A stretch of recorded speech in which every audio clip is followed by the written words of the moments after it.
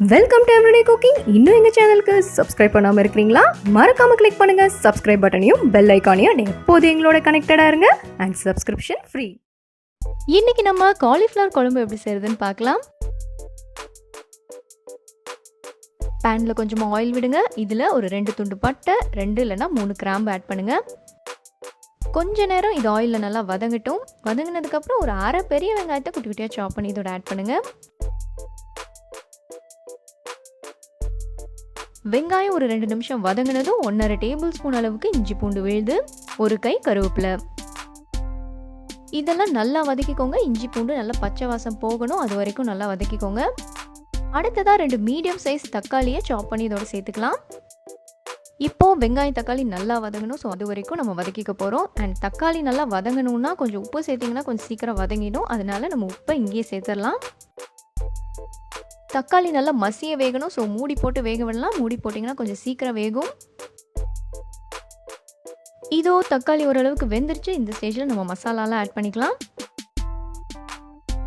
1 teaspoon சீரகத்தூள், அரை teaspoon மஞ்சள் தூள், 2 டேபிள் ஸ்பூன் அளவுக்கு மல்லித்தூள், 1 டேபிள் ஸ்பூன் மிளகாய் தூள். மிளகாய் பொடி உங்கள் காரத்துக்கு தகுந்த மாதிரி கூடவோ குறைவோ ஆட் பண்ணிக்கோங்க. மசாலாலாம் சேர்த்ததுக்கப்புறம் ஒரு 2 நிமிஷம் நல்லா வதக்கிக்கோங்க, அப்போ தான் பச்சை வாசம்லாம் போகும். போனதுக்கப்புறமா நம்ம காலிஃப்ளவர் ஆட் பண்ணிக்கலாம். இது ஒரு சின்ன சைஸ் காலிஃப்ளவர். ஆல்ரெடி நான் இதை குட்டி குட்டியாக சாப் பண்ணி சுடுதண்ணியில் போட்டு எடுத்து வச்சுருக்கேன். இதோட நம்ம தேங்காய் பேஸ்ட் ஆட் பண்ண போகிறோம். ஒரு அரை மூடி தேங்காயை குட்டி குட்டியாக சாப் பண்ணி தண்ணி ஊற்றி மிக்சியில் நல்லா மைய அரைச்சி இதோட சேர்த்துருங்க.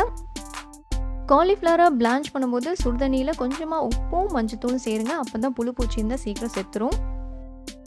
தேங்காய் நல்லா கலந்து விட்டுட்டு 2லேருந்து 3 கப் அளவுக்கு தண்ணி ஆட் பண்ணுங்கள்.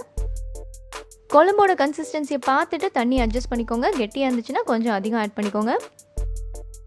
இப்போ இதை அப்படியே மூடி போட்டு வேக விடலாம். மீடியம் ஃப்ளேம்லேயே நல்லா இது கொதிக்கட்டும். காலிஃப்ளவர் வேகிற வரைக்கும் நீங்கள் கொதிக்க விடணும்.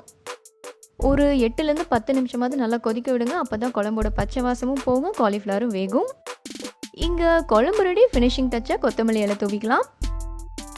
காலிஃப்ளவர் குழம்பு இங்கே சூப்பராக ரெடி ஆயிடுச்சு. வேறொரு இன்ட்ரெஸ்டிங்கான ரெசிபியோடு உங்களை சந்திக்கிறோம். மறக்காம எங்கள் சேனலுக்கு சப்ஸ்கிரைப் பண்ணுங்கள்.